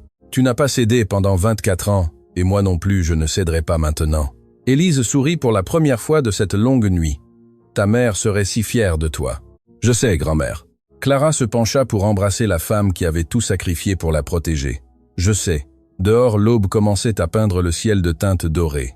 Un nouveau jour naissait, et avec lui une nouvelle Clara, une qui n'avait plus peur, une qui connaissait enfin sa vérité, une qui était prête à se battre. Le bâtiment des entreprises Chateaurenaud se dressait comme une forteresse de verre et d'acier au cœur financier de la ville. 40 étages de pouvoir concentré, de décisions qui affectaient des milliers de vies, de secrets, gardés dans des coffres-forts numériques et physiques. Clara observait la structure depuis le trottoir d'en face, sentant le poids des documents dans son sac comme s'ils étaient des pierres. À ses côtés, Julien consultait son téléphone avec une expression tendue. « La réunion commencera dans 30 minutes, dit-il sans lever les yeux. Mon oncle a convoqué tous les membres du conseil d'administration, 12 personnes qui contrôlent le destin de cet empire. Combien seront de notre côté? Honnêtement, je ne sais pas. » Julien la regarda enfin. « Isabelle a de l'influence sur 3 d'entre eux. J'ai des liens avec 2 autres, mais Armand a bâti des loyautés pendant des décennies. Certains lui doivent des faveurs, d'autres le craignent. Et vous? Demanda Clara. Pourquoi faites-vous cela? C'est votre famille, votre héritage, tout ce que vous connaissez. Julien garda le silence un instant, son regard perdu quelque part à l'horizon. Quand j'avais 12 ans, j'ai trouvé mon père en pleurs dans son bureau. C'était la seule fois que je le voyais pleurer. Je me suis approché et je lui ai demandé ce qui n'allait pas. Sais-tu ce qu'il m'a dit? Clara secoua la tête. Il m'a dit qu'il avait commis la plus grande erreur de sa vie quand il était jeune, qu'il avait abandonné la seule femme qu'il ait jamais vraiment aimée parce que sa famille lui avait exigé autre chose et que cette erreur le hanterait jusqu'à la tombe. Florence. Il n'a pas mentionné son nom, mais maintenant je sais qu'il parlait d'elle. Julien soupira. Mon père est mort 3 ans plus tard. Il ne s'est jamais remis de ce regret, et mon oncle Armand s'est assuré que les Chateaurenaud resteraient ce qu'ils ont toujours été. Une famille qui détruit tout ce qu'elle ne peut pas contrôler. C'est pourquoi vous avez fouillé les archives. C'est pourquoi j'ai passé les 5 dernières années à découvrir quels secrets cette famille cachait. Julien se tourna pour la regarder directement. Quand je t'ai vu dans le salon hier soir, dansant avec cette grâce impossible, j'ai su immédiatement que tu étais spécial. Mais je n'imaginais pas à quel point. Avant que Clara ne puisse répondre, un véhicule s'arrêta à côté d'eux. Isabelle Chateaurenaud en descendit avec une expression déterminée, accompagnée d'un homme âgé portant une mallette en cuir usé. Clara. Julien, je vous présente Maître Durand. Isabelle fit les présentations. C'est l'avocat que Florence a engagé il y a 15 ans pour gérer son testament. Il a tout gardé secret jusqu'à présent. Maître Durand tendit la main à Clara avec une révérence presque solennelle. Mademoiselle Dubois, c'est un honneur de vous rencontrer enfin. Votre arrière-grand-mère parlait constamment de vous lors de nos réunions. Elle disait qu'un jour vous changeriez le destin de cette famille. Je ne veux rien changer, répondit Clara. Je veux juste la justice. Parfois, la justice est le plus grand de tous les changements, sourit sagement Maître Durand. J'ai tous les documents légaux prêts. Le testament de Florence est irréfutable. Les actions qui vous reviennent sont dûment enregistrées dans des juridictions internationales où Armand n'a aucune influence. Alors, pourquoi sommes-nous inquiets? Parce qu'Armand ne se battra pas sur le terrain légal, intervint Isabelle. Il se battra salement. Il tentera de vous discréditer, d'invalider votre identité, de remettre en question la légitimité de votre lignage. Il a des avocats qui ont passé des décennies à apprendre à contourner la loi sans la violer. Mais nous avons des preuves. Clara toucha son sac à main. Les documents que ma grand-mère a gardés, les dossiers médicaux originaux, les déclarations sous serment que nous présenterons au moment opportun. Maître Durand hocha la tête. Mais d'abord, il faut que le conseil d'administration entende votre version. Il faut qu'il vous voie pour ce que vous êtes. L'héritière légitime de Florence Moreau et par extension, d'une partie significative de cet empire. Le groupe commença à marcher vers l'entrée du bâtiment. À chaque pas, Clara sentait le poids de l'histoire peser sur ses épaules. Sa mère avait parcouru ce même chemin 24 ans auparavant, affrontant les mêmes ennemis. Luttant pour les mêmes principes, Aurore n'avait pas survécu à cette bataille. Mais Clara n'était pas Aurore. Elle avait quelque chose que sa mère n'avait jamais eu, des alliés au sein du système, des preuves irréfutables et 24 ans de rage accumulée qui avaient enfin un objectif clair. Le hall du bâtiment était un spectacle de marbre poli et d'art moderne qui coûtait plus que ce que Clara gagnerait en 1000 vies de travail. Des cadres en costumes impeccables marchaient avec cette urgence artificielle de ceux qui croient que chaque seconde a une valeur monétaire. Plusieurs d'entre eux s'arrêtèrent pour regarder le groupe passer. Des murmures commencèrent à se propager comme des ondes dans une mare. Les rumeurs ont déjà commencé, observa Julien. D'ici midi, toute la ville saura qu'une héritière inconnue réclame une partie de l'empire Chateaurenaud. Bien, Clara leva le menton. Qu'ils sachent. L'ascenseur privé les mena au 40e étage, où les bureaux du conseil d'administration occupait un espace qui rivalisait avec certains musées en taille et en opulence. Une réceptionniste les attendait avec une expression nerveuse. « Madame Chateaurenaud, Monsieur Julien », salua-t-elle d'une voix tremblante. « Monsieur Chateaurenaud vous attend dans la salle de conférence, mais… » Elle regarda Clara avec incertitude. « Je n'ai pas d'instructions concernant mademoiselle. Mademoiselle Dubois est mon invitée personnelle. » Isabelle parla avec une autorité qui n'admettait aucune réplique. Et elle a tout à fait le droit d'être présente à cette réunion. La réceptionniste hocha rapidement la tête et les guida le long d'un couloir flanqué de portraits des patriarches Chateaurenaud, des hommes aux expressions sévères, qui avaient bâti des fortunes sur le dos de milliers de travailleurs invisibles. Au bout du couloir, Clara s'arrêta devant un portrait qui la fit retenir son souffle. C'était une jeune femme, magnifique, avec des yeux brillants de détermination et un sourire qui suggérait des secrets bien gardés. Sur la plaque dorée sous le portrait, on lisait Florence Moreau de Chateaurenaud, bienfaitrice 1955 à 2021. « Florence a un portrait ici ?» demanda Clara, surprise. « Mon oncle l'a mis après sa mort », expliqua Julien avec amertume. Pure hypocrisie. Il a détruit sa vie et l'a ensuite honorée publiquement pour sauver les apparences. « Ou peut être est-ce un rappel ?» ajouta doucement Isabelle. « Un rappel de la femme qu'il n'a jamais pu dominer, qui n'a jamais cédé à sa cruauté, qui est morte plus libre qu'il ne le sera jamais. » Clara toucha doucement le cadre du portrait. Pour la première fois, elle voyait le visage complet de son arrière-grand-mère, et dans ses yeux peints à l'huile, elle retrouva le même feu qui brûlait dans sa propre poitrine. « Allons-y, dit-elle finalement. Il est temps de finir ce qu'elle a commencé. » Les portes de la salle de conférence s'ouvrirent, révélant un espace dominé par une table ovale en acajou qui devait avoir au moins 50 ans. 12 chaises en cuir entouraient la table, 11 d'entre elles occupées par des hommes et des femmes qui irradiaient le pouvoir et l'inconfort à parts égales. Et à la tête, Armand Chateaurenaud attendait avec l'expression d'un prédateur acculé. « Tiens, tiens !» Sa voix coupa l'air comme un couteau rouillé. « Ma chère épouse a décidé d'amener l'imposteur directement à notre table. » Quelle émotion! Ce n'est pas une imposture. Isabelle s'assit à sa place désignée sans broncher, et ce conseil va entendre pourquoi. Ce conseil n'a pas le temps pour des fantasmes d'héritage perdu. Armand frappa la table. J'ai convoqué cette réunion pour discuter d'affaires sérieuses de l'entreprise, pas pour divertir les illusions d'une employée de nettoyage. Ex-employé. Clara parla pour la première fois, sa voix étonnamment ferme. Vous-même vous êtes chargé de me licencier hier soir, juste avant de menacer de détruire ma vie. Des murmures parcoururent la table. Plusieurs membres du conseil échangèrent des regards inconfortables. Des menaces? Un homme âgé au fond de la table leva un sourcil. Armand, de quoi parle cette jeune femme? De rien de pertinent, Gaspard. Armand rejeta d'un geste. Elle a eu une altercation avec la sécurité lors du bal d'hier soir. Elle est rancunière et cherche à se venger. Je cherche la justice, corrigea Clara. Ce qui n'est pas la même chose. Elle se tourna vers l'homme qui avait parlé. Gaspard Lefebvre, selon la plaque devant son siège, avait l'air de quelqu'un qui avait vu trop de jeux de pouvoir pour se laisser duper facilement. « Monsieur Lefebvre, avez-vous connu Florence Moreau ?» Le silence qui suivit fut révélateur. Gaspard regarda brièvement Armand avant de répondre. « Je l'ai rencontrée il y a de nombreuses années. C'était une femme extraordinaire. C'était mon arrière-grand-mère. » La déclaration tomba comme une bombe dans la salle. Plusieurs membres du conseil se penchèrent en avant avec un intérêt renouvelé. « C'est impossible !» Une femme aux cheveux argentés intervint. « Florence n'a jamais eu d'enfant. Florence a eu une fille en secret il y a 48 ans. Maître Durand s'avança en ouvrant sa mallette. Une fille nommée Aurore, fruit de sa relation avec Charles Chateaurenaud, le frère aîné d'Armand.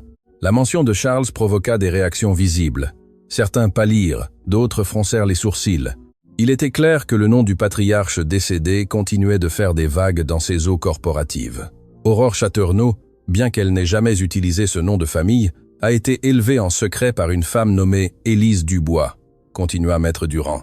Elle a épousé un homme nommé Marc Dubois et a eu une fille, Clara, la femme que vous avez devant vous.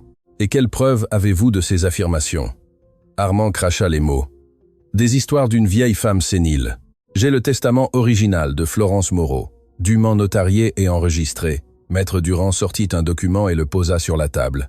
Un testament qui nomme Clara Dubois comme son unique héritière universelle. Ce testament est frauduleux. Armand se leva. Florence était mentalement incapable dans ces dernières années. Tout document qu'elle aurait signé peut être invalidé. Incapable. Isabelle laissa échapper un rire amer. Florence a correspondu avec moi jusqu'à une semaine avant sa mort. Elle était plus lucide que jamais. De plus, ajouta Maître Durand, j'ai les certifications médicales de 3 psychiatres indépendants qui ont évalué Florence au cours des 5 dernières années de sa vie. Tous sont d'accord pour dire qu'elle était en pleine possession de ses facultés mentales. Armand serrait les poings si fort que ses phalanges devenaient pâles. Le piège qu'il avait préparé pendant des décennies s'écroulait sous ses yeux. Même si tout cela était vrai, intervint un autre membre du conseil, une femme nommée Madame Chevalier. Quelle pertinence cela a-t-il pour cette entreprise? Le testament de Florence est une affaire personnelle, pas corporative. Il a toute la pertinence. Julien se leva en sortant le dossier qu'il avait montré la nuit précédente, parce que parmi les biens que Florence a laissés à Clara se trouvent des actions de cette entreprise, des actions originales, qui représentent 40% du capital fondateur. Le silence qui suivit fut absolu. « C'est impossible !» Madame Chevalier pâlit. « Ces actions ont été dissoutes il y a des décennies. Elles ont été cachées. » Julien corrigea. « Mon grand-père les a données à Florence en compensation quand mon père l'a abandonnée enceinte. C'était sa façon de s'assurer qu'elle et sa fille auraient une sécurité financière. Mais quand mon père est mort, Armand a convaincu tout le monde que ces actions n'avaient jamais existé. Est-ce vrai ?»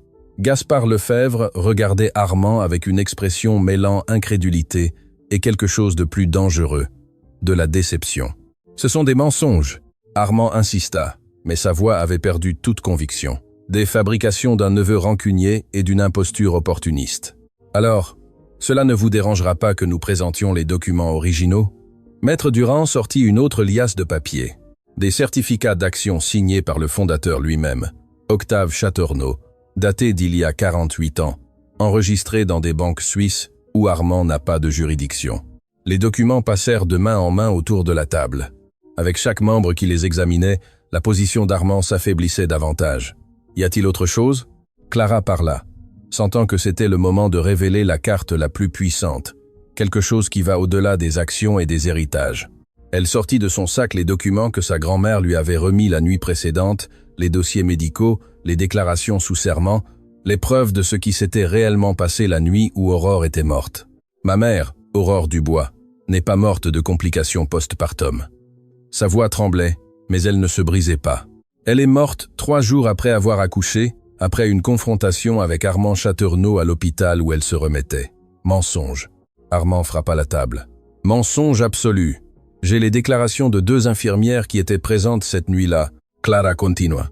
Des infirmières qui ont vu Armand Chateaurenaud entrer dans la chambre de ma mère, exigeant qu'elle lui remette son bébé, qui ont entendu les cris, qui ont vu ma mère s'effondrer après cette confrontation. Ces infirmières peuvent dire ce qu'elles veulent pour de l'argent. Armand se défendit, mais une sueur visible commençait à perler sur son front. L'une d'elles est morte il y a 5 ans, Clara admite, mais l'autre est vivante et est prête à témoigner publiquement de ce qu'elle a vu cette nuit-là. Qui? La question sortit de plusieurs lèvres simultanément. Son nom est Caroline Fournier. Clara regarda directement Armand.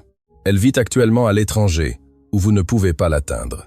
Florence l'a aidé à s'échapper il y a 15 ans quand vous avez commencé à poser des questions gênantes sur les témoins du passé. Armand s'affaissa sur sa chaise, toute prétention de contrôle l'abandonnant. Pour la première fois, les membres du conseil le voyaient pour ce qu'il était vraiment. Un homme désespéré dont les mensonges le rattrapaient enfin. Cela nécessite une enquête complète. Gaspard Lefebvre parla avec autorité. Je propose que nous suspendions Armand Chateaurenaud de toutes ses fonctions exécutives jusqu'à ce que ces accusations soient dûment étudiées. Vous ne pouvez pas faire ça. Armand Rougit. Cette entreprise est à moi. Cette entreprise appartient à ses actionnaires, répondit froidement Madame Chevalier. Et si ce que cette jeune femme dit est vrai, vous avez menti à ce conseil pendant des décennies. Je seconde la proposition, ajouta un autre membre. Je la soutiens, un par un. Les mains se levèrent autour de la table. Isabelle, Julien, Gaspard, Madame Chevalier, d'autres dont Clara ne connaissait pas les noms, mais dont les visages montrèrent le même dégoût face aux révélations. Lorsque le vote fut terminé, 9 membres sur 11 avaient voté en faveur de la suspension. Armand Chateaurenaud, l'homme qui avait contrôlé cet empire pendant des décennies, venait de perdre son pouvoir en quelques minutes. Mais tandis que les autres célébraient silencieusement la victoire, Clara remarqua quelque chose qui la fit frissonner. L'expression sur le visage d'Armand n'était pas celle de la défaite, c'était celle du calcul, de plans qui n'avaient pas encore été révélés. Et quand leurs yeux se rencontrèrent, il murmura quelque chose que seule Clara put entendre. Ce n'est pas fini ici. Il y a des secrets que même Florence ne connaissait pas. Des secrets sur ton père, sur comment il est vraiment mort.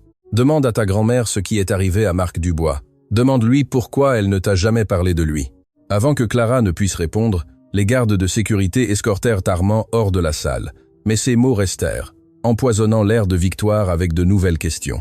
Son père, Marc Dubois, l'homme dont sa grand-mère ne parlait jamais. L'homme dont Clara avait appris à ne pas remettre en question l'existence. Que lui avait-il d'autre caché? Quels autres secrets attendaient dans l'ombre et le plus troublant? Pourquoi Armand souriait-il en le faisant sortir de la salle? Comme s'il savait quelque chose qui allait tout changer. La bataille du jour était terminée, mais la guerre ne faisait que commencer. Les mots d'Armand résonnaient encore dans l'esprit de Clara, tandis que l'ascenseur descendait les 40 étages du bâtiment corporatif. Demande à ta grand-mère ce qui est arrivé à Marc Dubois. Demande-lui pourquoi elle ne t'a jamais parlé de lui. Son père, l'homme qui n'existait que dans une photographie usée que sa grand-mère gardait au fond d'un tiroir.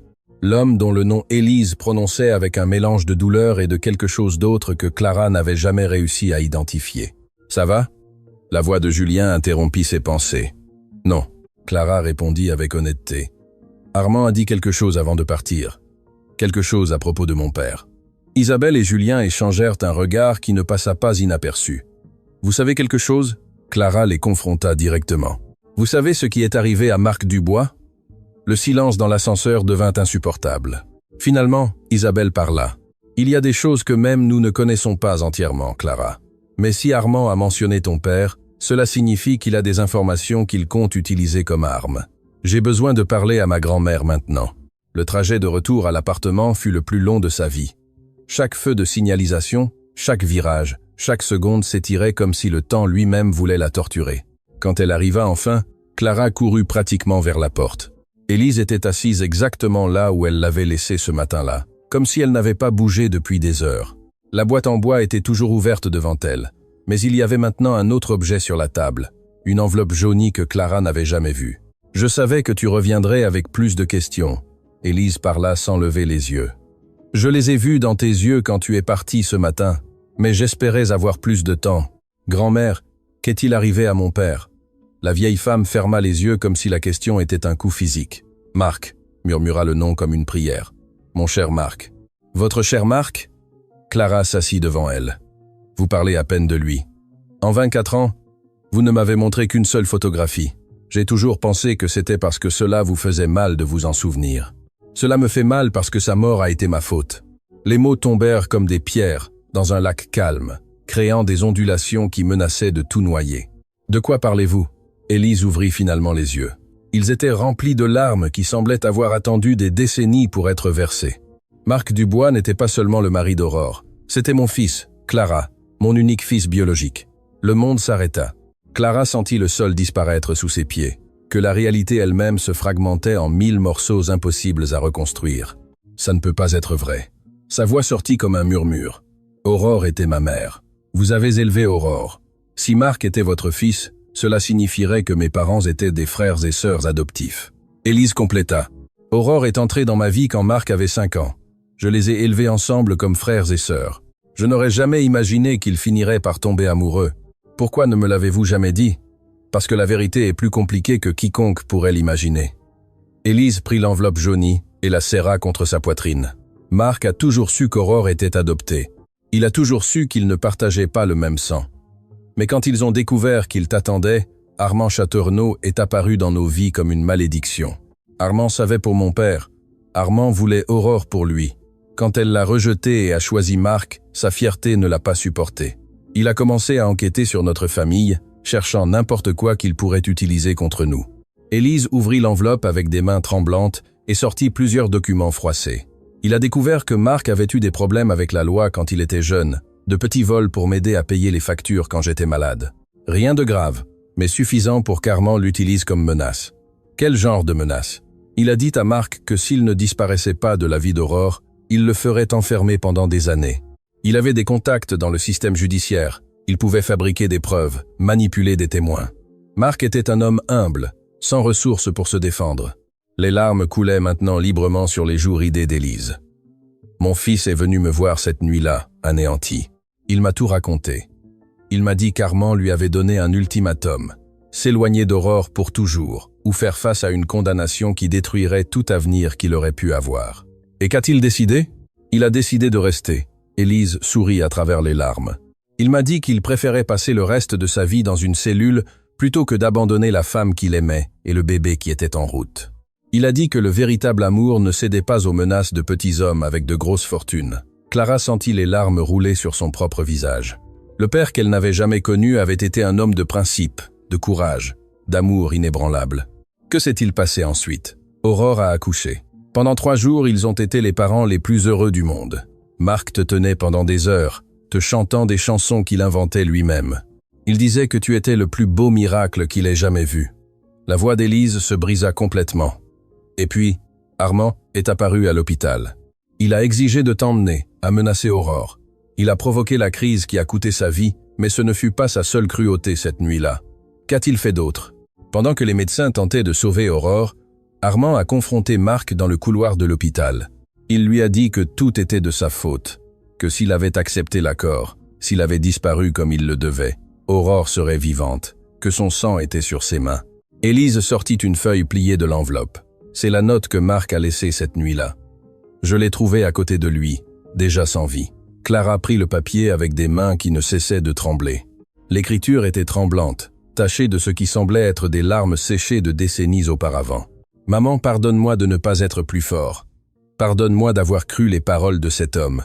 Aurore est partie et m'a emporté mon âme avec elle. Je ne peux pas vivre en sachant que mon amour lui a coûté la vie. Je ne peux pas vivre dans un monde où elle n'existe pas. Prends soin de Clara. Dis-lui que son père l'a aimée dès le premier instant où il l'a tenue. Dis-lui qu'elle a été la lumière la plus brillante dans l'obscurité la plus profonde. Et s'il te plaît, ne lui raconte jamais comment j'ai fini. Je ne veux pas qu'elle grandisse avec l'ombre de ma lâcheté sur ses épaules. Je t'aime, maman. Et j'aimerai Aurore pour toute l'éternité. Marc. » Clara ne pouvait plus respirer. Les mots sur ce papier racontaient une histoire d'amour détruit, de manipulation cruelle, d'un homme brisé par un monstre sans cœur. Mon père n'a pas pu supporter la douleur et est parti. Les mots sortirent comme un murmure étouffé. Armand Chateaurenaud lui a volé la volonté de vivre, corrigea Élise d'une voix chargée de décennies de rage contenue. Il lui a fait croire qu'il était coupable de la mort d'Aurore. Il l'a détruit avec des mots plus meurtriers que n'importe quelle arme. Pourquoi as-tu gardé cela secret? Parce que Marc m'a demandé de le faire. Sa dernière volonté était que tu ne saches jamais la vérité.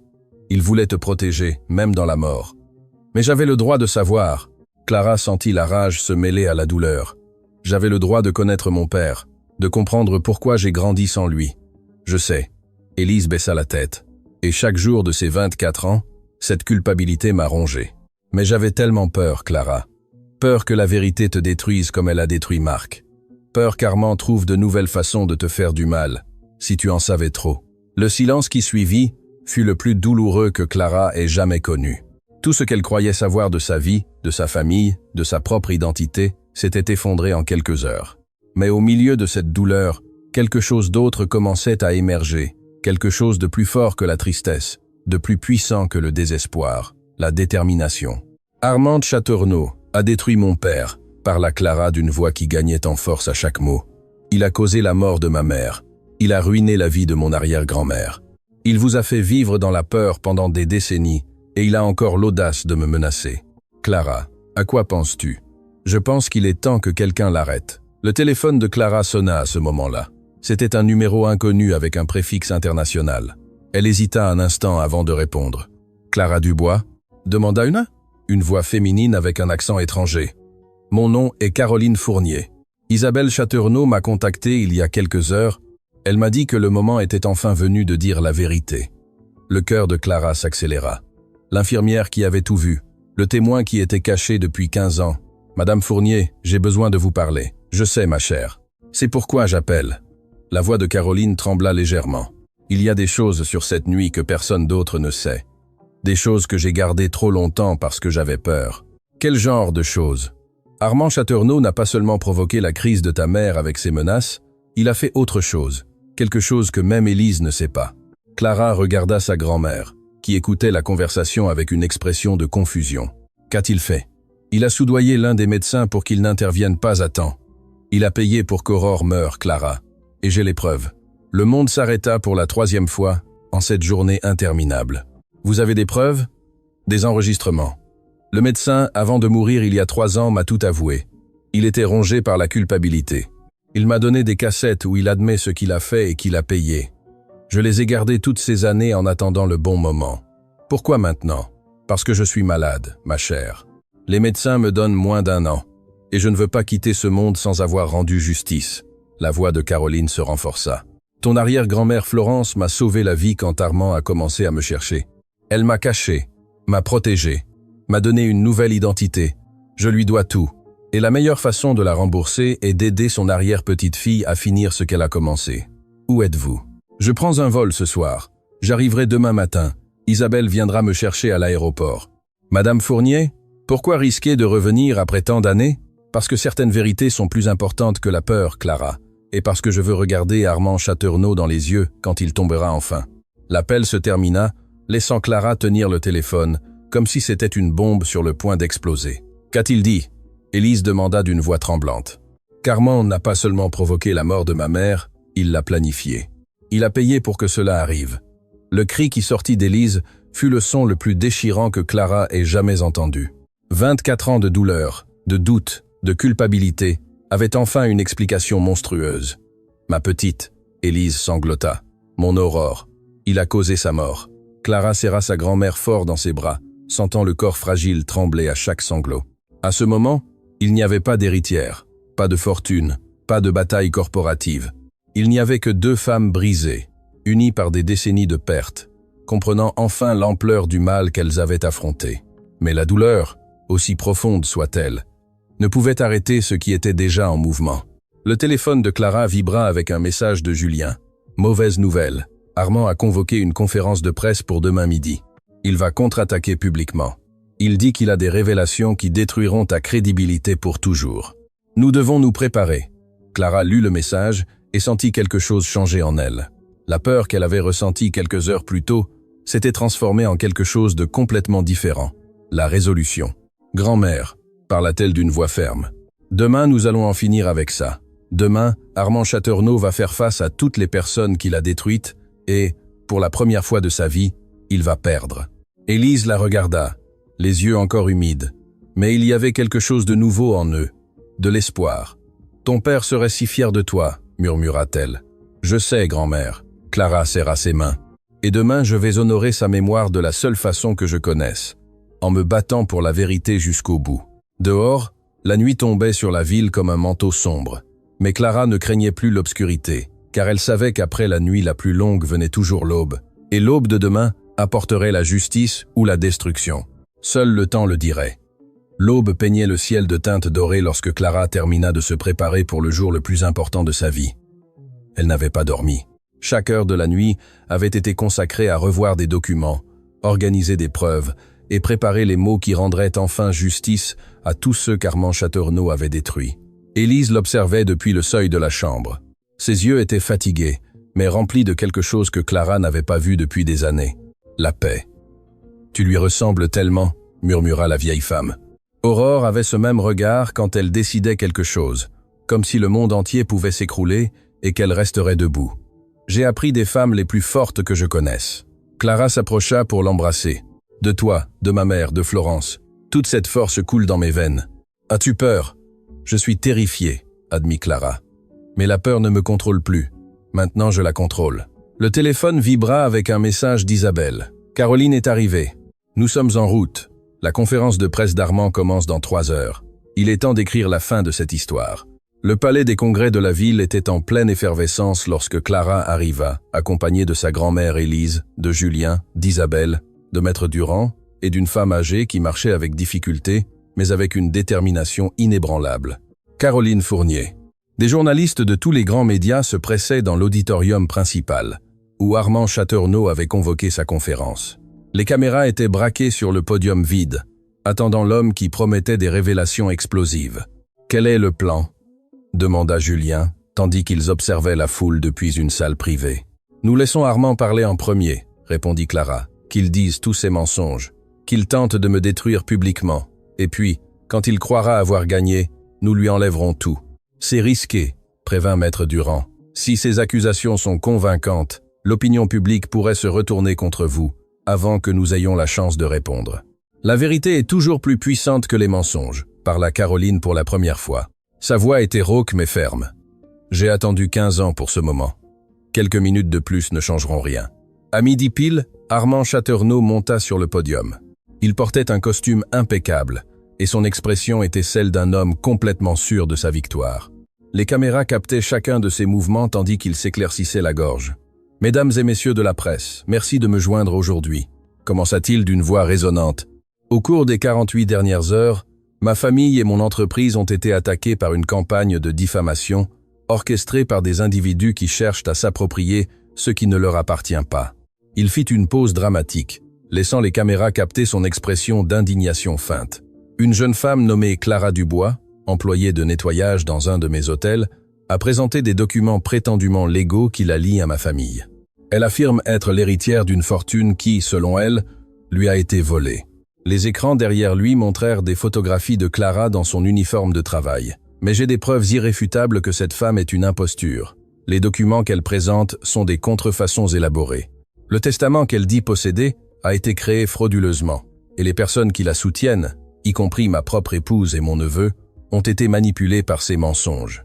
Armand sortit un dossier et le leva théâtralement. J'ai ici la preuve que Clara Dubois a des antécédents de comportement frauduleux, des registres qui démontrent qu'elle a tenté d'escroquer d'autres familles aisées par le passé. Cette femme n'est pas une héritière perdue, c'est une criminelle qui a perfectionné l'art de la tromperie. Des murmures parcoururent l'auditorium. Les journalistes griffonnaient frénétiquement sur leurs carnets. Par conséquent, j'annonce que j'engagerai des poursuites judiciaires immédiates contre Clara Dubois et tous ses complices. La vérité triomphe toujours sur les mensonges, et aujourd'hui la vérité est sur le point de triompher. Monsieur Chateaurenaud. La voix de Clara coupa l'air comme un éclair. Toutes les têtes se tournèrent vers l'entrée latérale de l'auditorium, où elle marchait d'un pas ferme vers la scène, suivie de son groupe d'alliés. « Qu'est-ce que c'est » Armand perdit sa contenance un instant. « Sécurité, faites sortir cette femme. »« Je ne ferai pas ça. » Julien éleva la voix. « Pas si vous voulez que le monde entende ce qui s'est réellement passé. » Clara monta sur scène sans s'arrêter. Les gardes de sécurité hésitèrent, confus sur la façon de procéder. La tension dans l'auditorium était électrique. Mesdames et messieurs de la presse, Clara parla directement aux caméras. Mon nom est Clara Dubois. Et oui, jusqu'à il y a 2 jours, j'étais employée de nettoyage à l'hôtel Chateaurenaud. Mais ce n'est pas toute mon histoire. Elle se tourna pour regarder Armand directement dans les yeux. Mon arrière-grand-mère s'appelait Florence Moreau. Elle fut la danseuse la plus talentueuse de sa génération. Ma grand-mère s'appelle Élise Dubois.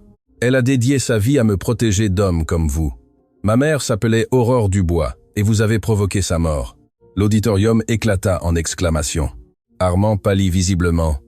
C'est une accusation ridicule. Il tenta de reprendre le contrôle. Vous ne pouvez pas permettre que cette femme... J'ai des preuves, Clara l'interrompit. Et j'ai des témoins. Elle fit un signe vers l'entrée. Caroline Fournier marcha lentement vers la scène, chaque pas résonnant dans le silence absolu qui s'était emparé de l'auditorium. Mon nom est Caroline Fournier, parla-t-elle directement aux caméras. Pendant 30 ans, j'ai été infirmière à l'hôpital central. Il y a 24 ans, j'ai été témoin de quelque chose qui m'a hanté chaque nuit depuis. Cette femme n'a aucune crédibilité. Armand l'interrompit désespérément. Elle a été renvoyée pour incompétence. J'ai été renvoyé parce que j'ai refusé de garder le silence. Caroline répondit calmement. Sur ce que vous avez fait à Aurore Dubois. Elle sortit un petit appareil de son sac à main. Ceci est un enregistrement du docteur Antoine Bernard, le médecin qui a soigné Aurore cette nuit-là. Il me l'a donné 3 ans avant de mourir, rongé par la culpabilité de ce qu'il avait fait. Elle appuya sur le bouton de lecture. La voix du médecin décédé remplit l'auditorium. « Caroline, je ne peux plus vivre avec ça. Armand Chateaurenaud m'a payé 50 000 € pour que je n'intervienne pas quand Aurore Dubois a commencé à avoir des complications.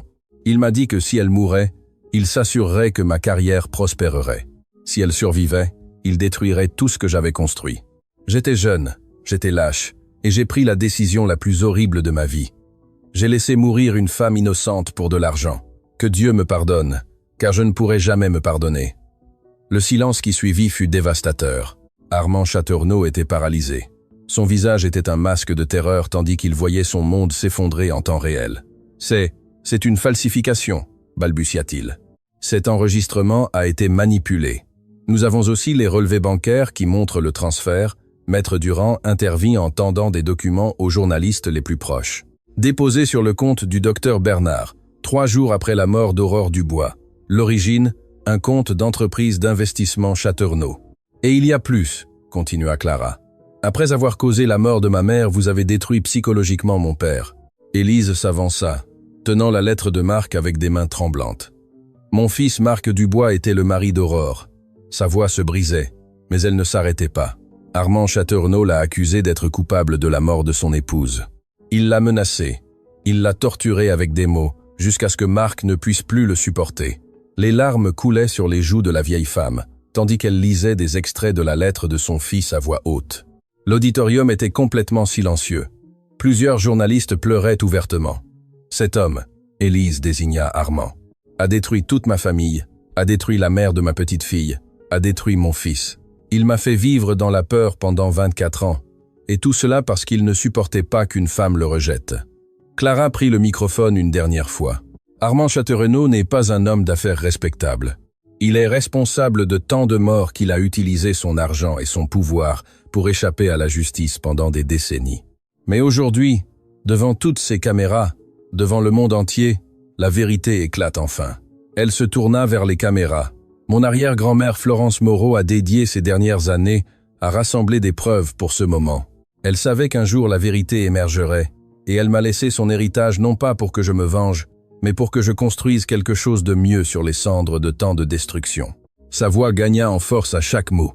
Je vais utiliser l'héritage de Florence pour reconstruire l'Académie Belle Étoile, un lieu où les filles et les garçons sans ressources pourront apprendre à danser, à rêver, à croire que leur talent vaut plus que n'importe quel diplôme. Un lieu qui honorera la mémoire de ma mère, de mon père, et de tous ceux qui ont été réduits au silence par des hommes qui croient que l'argent peut acheter l'impunité. Les caméras captaient chaque instant tandis qu'Armand Chateaurenaud restait immobile, complètement vaincu. Monsieur Chateaurenaud, Clara le regarda directement. Il y a 2 nuits. Vous m'avez dit que des gens comme moi n'existaient que pour nettoyer les sols de gens comme vous, que la valse était pour les privilégiés et la serpillière pour les autres. Elle fit un pas vers lui.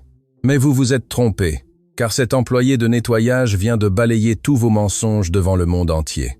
Et quand la justice aura fini avec vous, ce sera vous qui devrez apprendre à nettoyer les sols d'une cellule. Les applaudissements commencèrent lentement depuis le fond de l'auditorium. 1, 2, 10, 100 personnes debout, ovationnant la femme qui avait affronté un géant et avait gagné. Les sirènes de la police se firent entendre dehors. Des officiers entrèrent dans l'auditorium avec des mandats d'arrêt. Armand Chateaurenaud fut menotté devant les mêmes caméras qu'il avait convoquées pour détruire Clara. Pendant qu'on l'emmenait, leurs yeux se rencontrèrent une dernière fois.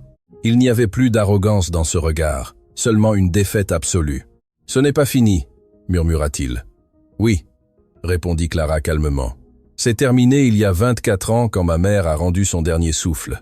Il a juste fallu tout ce temps pour que le monde le sache. » 6 mois plus tard, Clara se tenait devant un bâtiment récemment rénové au cœur du quartier où elle avait grandi. Une enseigne lumineuse annonçait Académie Florence Moreau, où les rêves dansent librement. À ses côtés, Élise souriait avec des larmes de bonheur. Julien et Isabelle observaient avec fierté, et devant eux des centaines de filles et de garçons attendaient avec impatience l'inauguration du lieu qui allait changer leur vie. « Tu veux dire quelques mots ?» demanda Julien. Clara hocha la tête et s'approcha du microphone installé devant l'entrée. « Il y a 6 mois, j'étais invisible, une employée de nettoyage que le monde préférait ne pas voir. Mais mon arrière-grand-mère Florence m'a appris à travers son héritage que le vrai talent n'a pas besoin de permission pour briller. Ma mère Aurore m'a appris à travers son sacrifice que l'amour est plus fort que n'importe quel obstacle. Mon père Marc m'a appris à travers sa mémoire que la dignité vaut plus que la vie elle-même. Et ma grand-mère Élise m'a appris chaque jour pendant 24 ans que l'espoir ne doit jamais être abandonné. » Elle regarda les enfants qui l'observaient avec des yeux brillants d'illusion. « Cette académie est pour vous, pour chaque fille qui rêve de danser, mais n'a pas d'argent pour des cours. Pour chaque garçon qui a du talent, mais personne pour le voir. Pour tous ceux qui ont été un jour invisibles et méritent de briller. » Elle prit les ciseaux de cérémonie et coupa le ruban. Aujourd'hui, les rêves dansent librement. Les applaudissements remplirent l'air tandis que les enfants couraient à l'intérieur de l'académie, leur rire résonnant comme la plus belle musique du monde. Élise s'approcha de Clara et prit sa main. « Ta mère est là », murmura-t-elle. « Je peux la sentir. Et ton père aussi. Ils sont fiers de toi, ma petite. Si fiers. » Clara leva les yeux vers le ciel bleu, sentant une douce brise caresser son visage. « Je sais, grand-mère, je sais. » Et pour la première fois en 24 ans, Clara Dubois sentit qu'elle était enfin chez elle, non pas dans un bâtiment, non pas à une adresse, mais dans la vérité, dans l'amour, dans la justice qui avait mis toute une vie à arriver, mais qui était arrivée, parce que les étoiles, même si elles tardent, finissent toujours par briller. Et Clara Dubois brillait plus fort que jamais.